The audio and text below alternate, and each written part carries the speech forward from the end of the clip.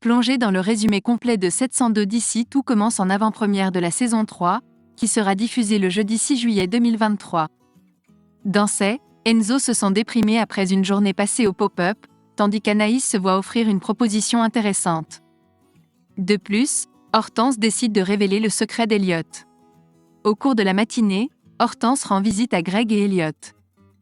Greg informe Hortense que son père leur a offert en avance leur cadeau de mariage, une maison à Tokyo. Intriguée, Hortense demande à Greg s'il n'était pas supposé rester au Japon pendant seulement 1 an.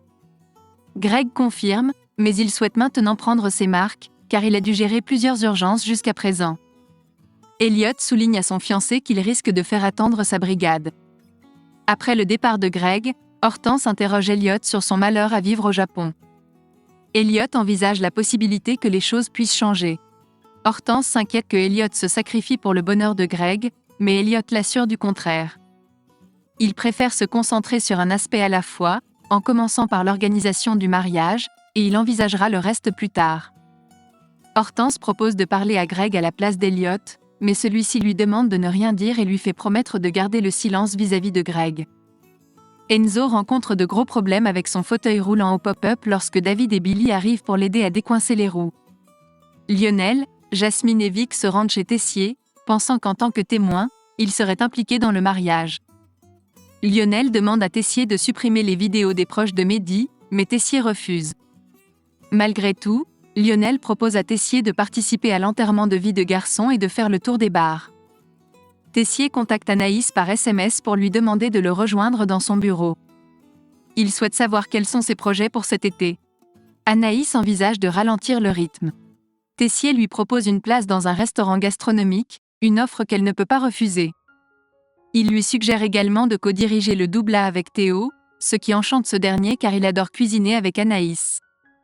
Quant à Hortense, elle propose de remplacer les traditionnels dragées par des chocolats personnalisés. Mehdi et Jude ont travaillé sur cette idée, et Greg l'apprécie. Cependant, Hortense suggère ensuite de mettre leur propre visage sur les chocolats, ce qui exaspère Greg.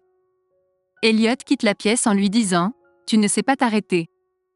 Elliot mentionne à Hortense qu'il est prêt à faire des compromis, mais elle pense qu'il se sacrifie pour correspondre à l'image que Greg attend de lui. Agacé, Elliot réplique en disant à Hortense qu'elle est une menthe religieuse qui dévore tout sur son passage. La date d'ouverture du pop-up est fixée dans 15 jours.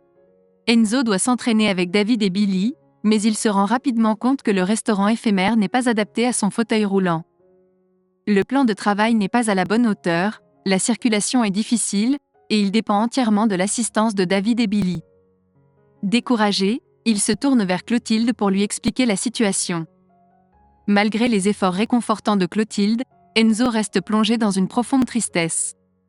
Il pense qu'il ne pourra plus cuisiner comme avant. Plus tard, Vic rejoint Enzo à la cafétéria.